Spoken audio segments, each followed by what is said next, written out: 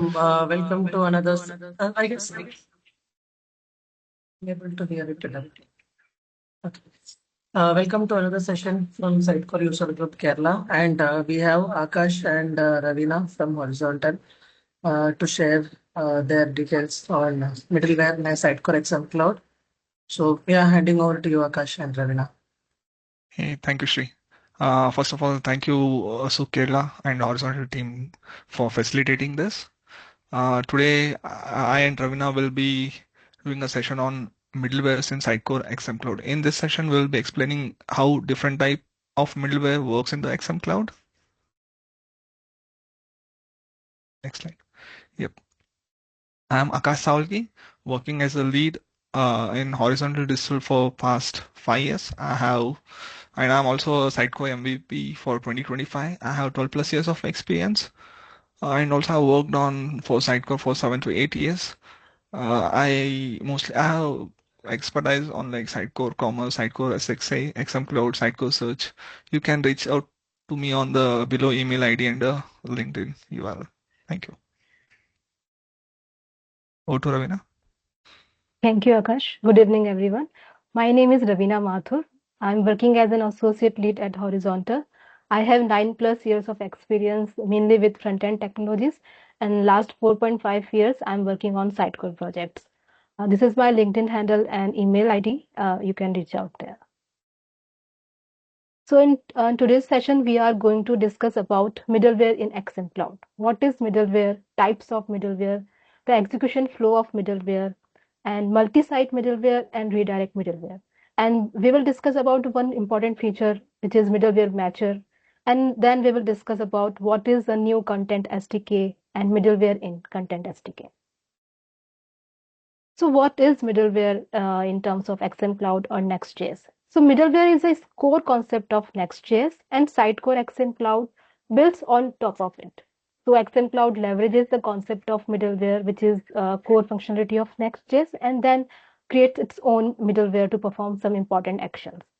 So middleware basically a lightweight, a simple piece of code which runs before a request actually reaches to site a Next.js route handler or a page. So whenever a user requests or visit a page, so first it goes to middleware, then it actually goes to the actual rendering of page. So and middleware it runs at the CDN edge layer, so it is lightweight, scalable, and stateless.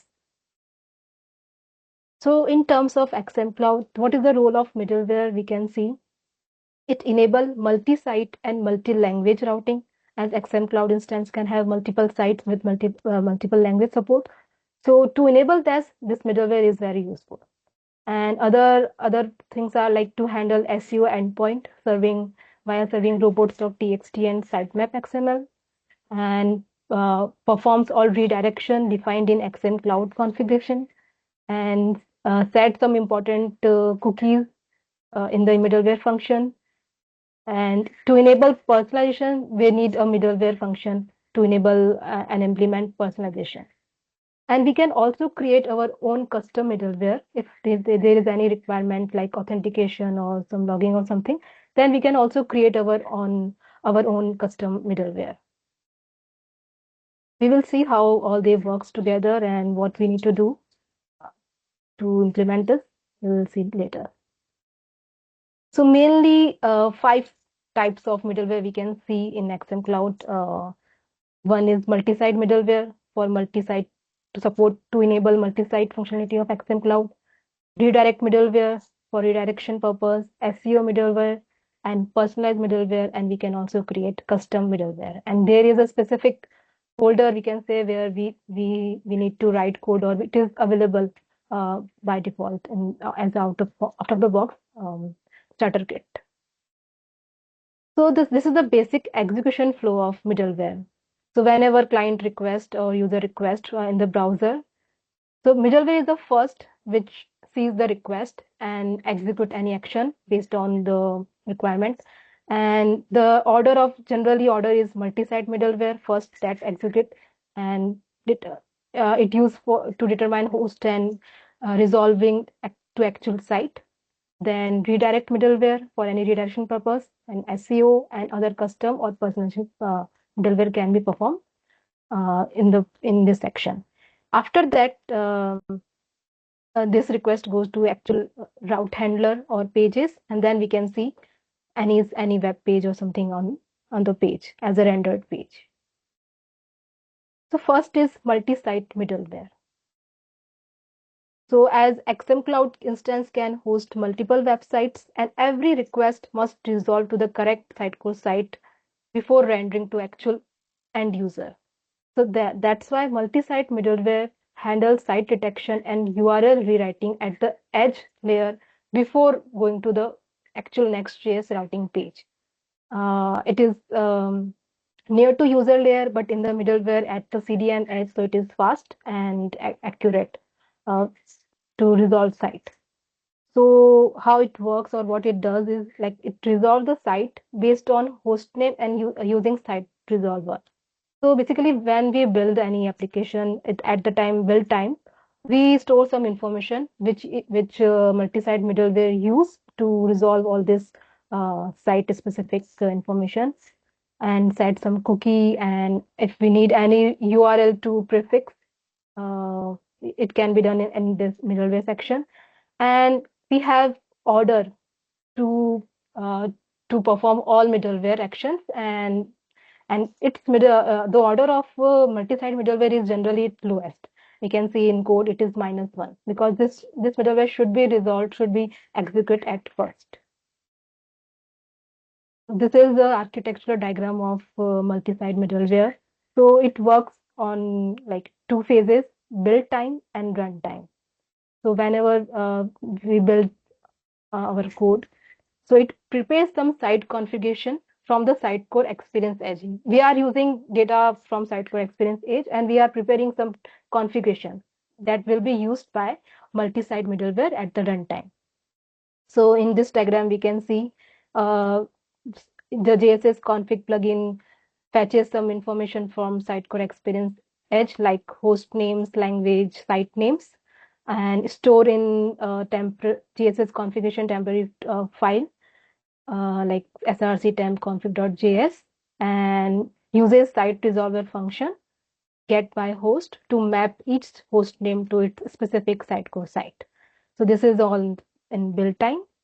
And in runtime, whenever a visitor visit website, the Next.js application, that middleware run, and first using all this data is first it resolves sites via site resolver get by host method, and set some cookie and headers like sc site and xsc rewrite header to use for specific layout service data or content stack data.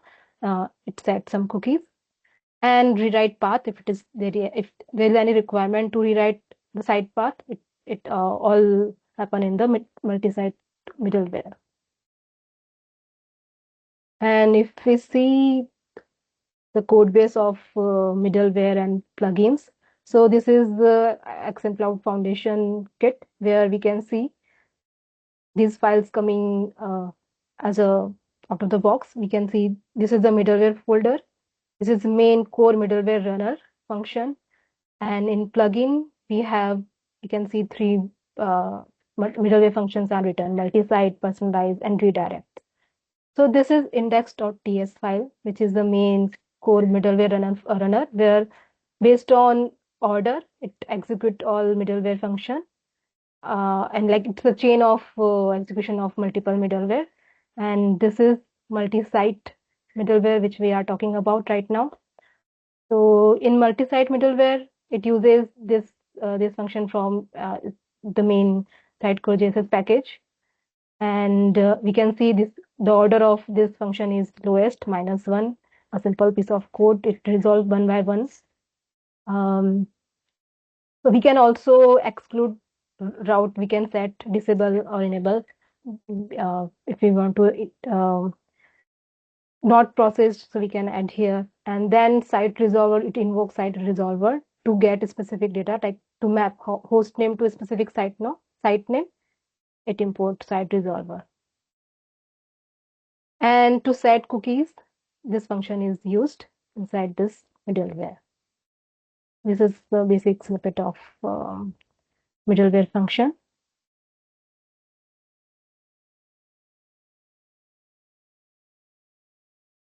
Any question on this part or anything till now, or are we good to continue?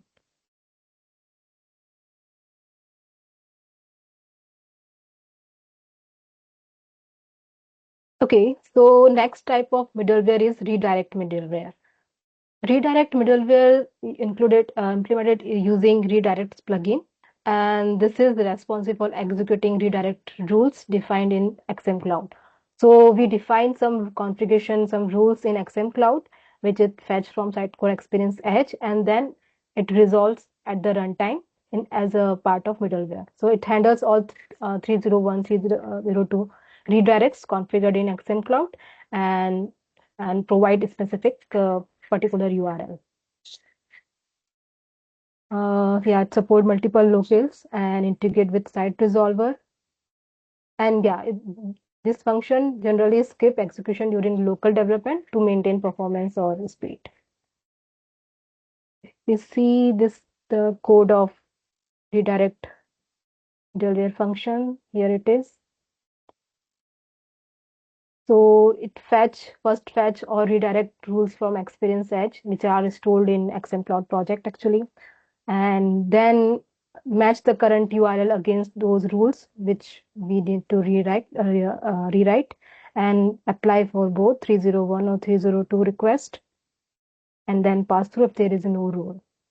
So client factory is used to redirect definition from XMCloud. Then languages support all the languages we need to mention here for redirection. And again, exclude root, we can define here if we need to exclude any root. And we can also disable for preview or something for redirection performance point of view. And then it use site resolver to perform all this action. This is the main function. Basically, it check host name, path, locale, and all redirect definition from edge, and then execute according to rule defined.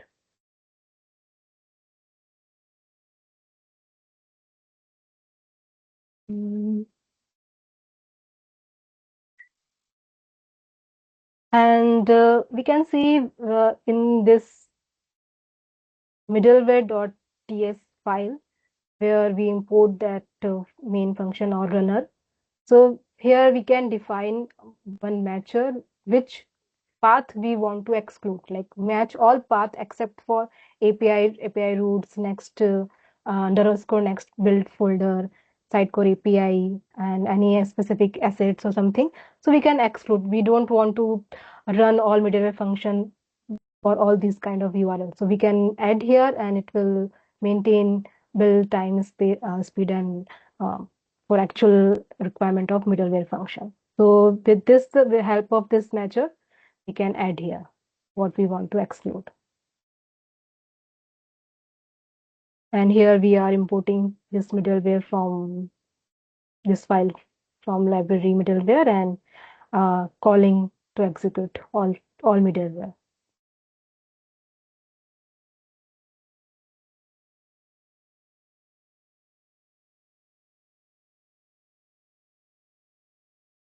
Yeah, over to you, Akash, for further details.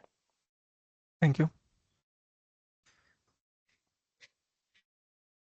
Let me share my screen.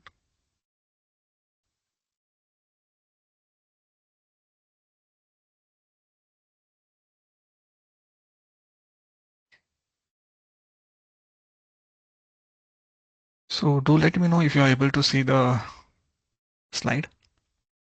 Yes. Okay. So before understanding how the middleware works in Content SDK, we'll understand like what is Content SDK. As Content SDK is relatively new. So earlier what happened is like Sitecore, we had in Sitecore XP also we had a headless implementation. So that was supported by Sitecore JSS SDK.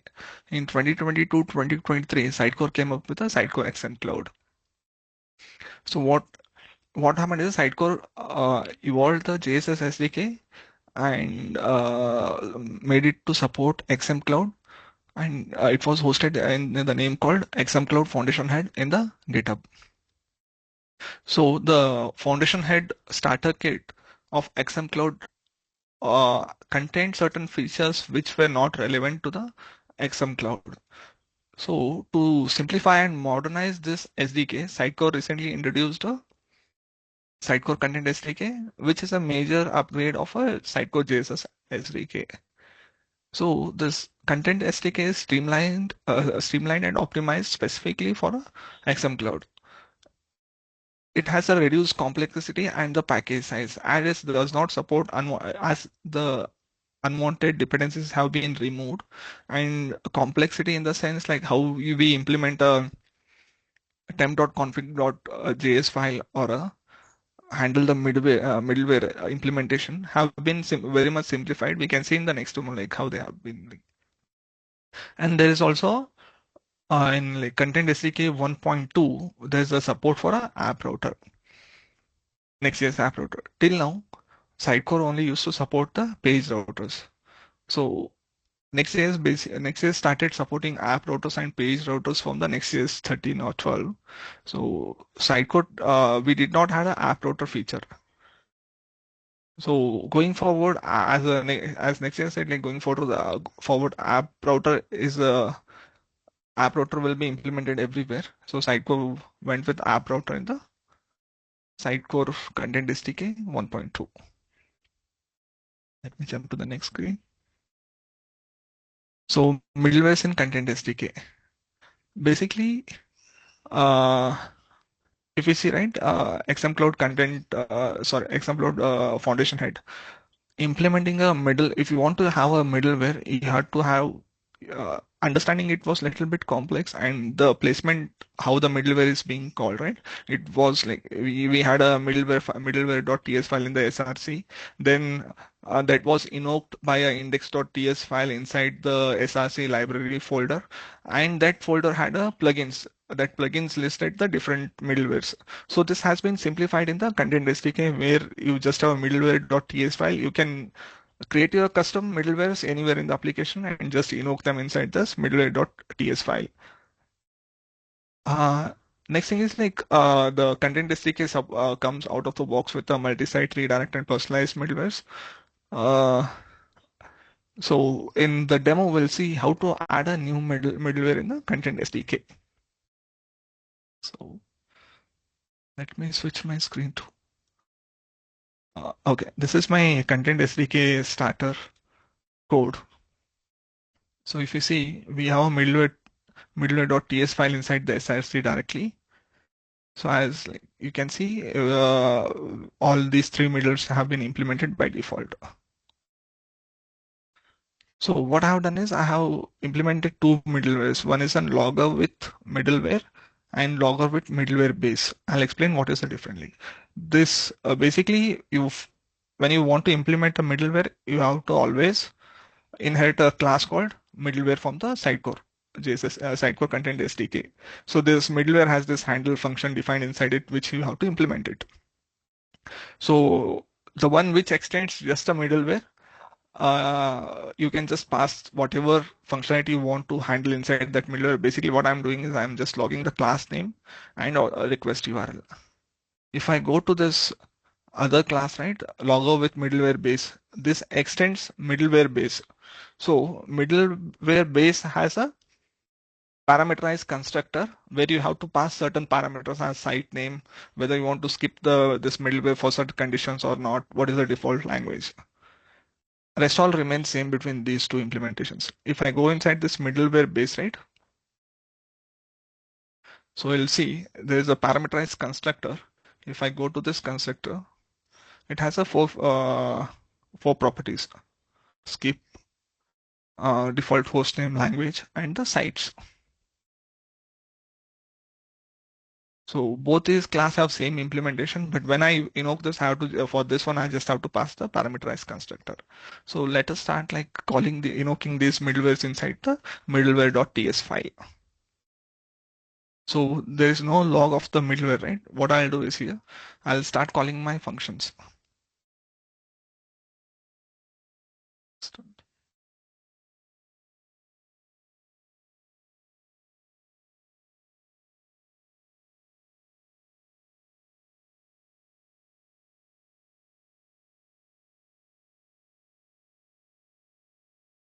Okay. So I have created the constant of, I have called my middleware class, but it just has to be passed to this function. At the bottom, you'll see define middlewares, which all middlewares you define, right? It will be listed here and it will execute in this order. First the multisite, next the redirect, then the personalize. So what I'll do is I'll just copy this line. So whenever I'm running in my local, right, these middlewares don't get executed because of this condition. It is checking whether we have a context ID or not. So in my case, I don't have a context ID as I'm running it in the local. So what I'll do is I'll just add this defined middleware inside this if condition. Remove the out of box middleware. Call the constant which I have defined. Save this. Let me go to the browser. I'll refresh. Come back to the code.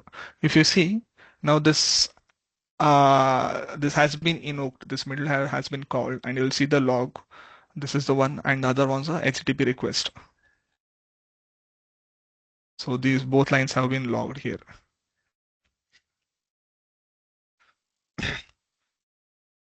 And there's, as I mentioned, like there's a one more middleware which implements the middleware base. Let us try to call this and see how it gets executed.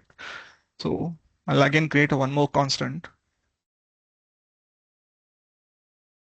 Logger with middleware base.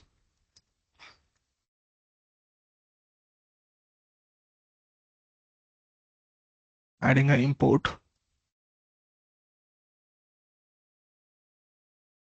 So it implements this middleware base implements a this class logger with middleware base extends the middleware base. That middleware base has a parameterized constructor. So I have to populate those values. If you see, I have to pass all this site value, default name, skip, and this thing.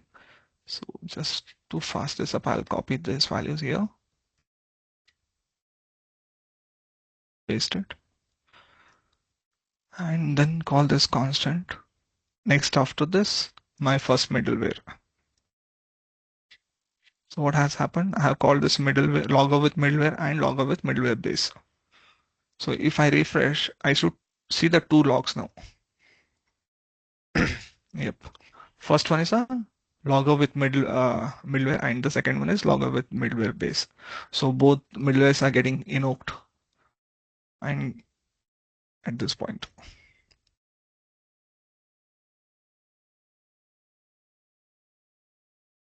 Any questions on this?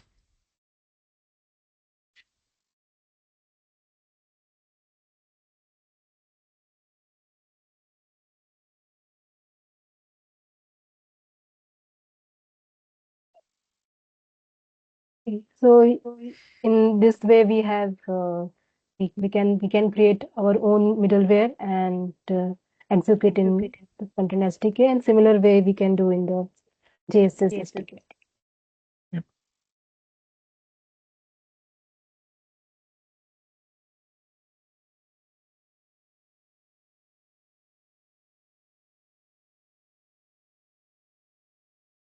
Yeah, I have a small query here. Ravin, I think you mentioned that so by default it is disabled to run in the local, right? Because of the performance concerns. So what is that performance concern? Is it in terms of milliseconds or like what is the impact? Yeah, Because for the milliseconds debugging only. purpose, I need to enable it, right? So for locally. Yeah, we can enable, and we know like we are not testing any specific redirection rule, or we are just creating components, and we don't want to run middleware in our local development. Then we can disable it. If it is required for debugging purpose, definitely we can enable it. Generally, personalization is A/B testing if we need to perform, and then we can enable in local. By default, it is disabled for just for the performance and execution time. So if you see this different out of the box, the next is content SDK code says like, if you don't have this context ID, because you'll need a context ID for some of the middlewares to run the out of the box middlewares. So that is the reason it is just returning the next response here. So what I have done here is I have called my custom middlewares just to run in my local. Otherwise it would have returned at this point. Okay. So you can make it work. Like whenever we are using a middleware, we should be a little cautious because it runs on your every request, and that can, as a project, as the implementation goes for a like in terms of you have a large scale project, this can impact the response time as it runs on the every request, right? Yeah. Even in middleware function, it logs the duration, the how many seconds are taken to execute all middleware function. We can see even in the code.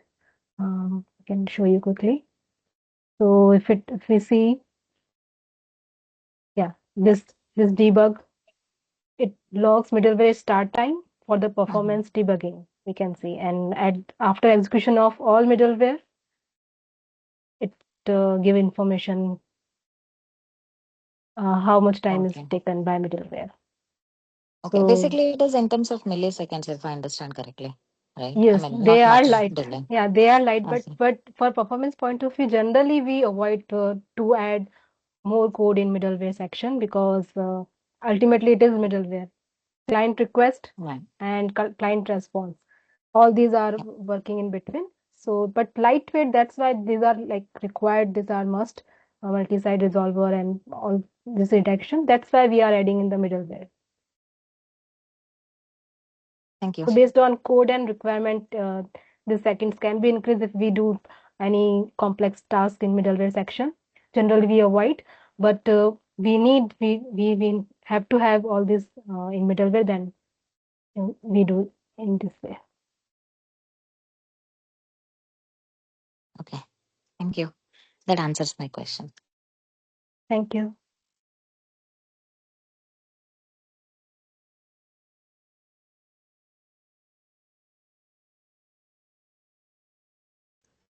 Okay, any more questions?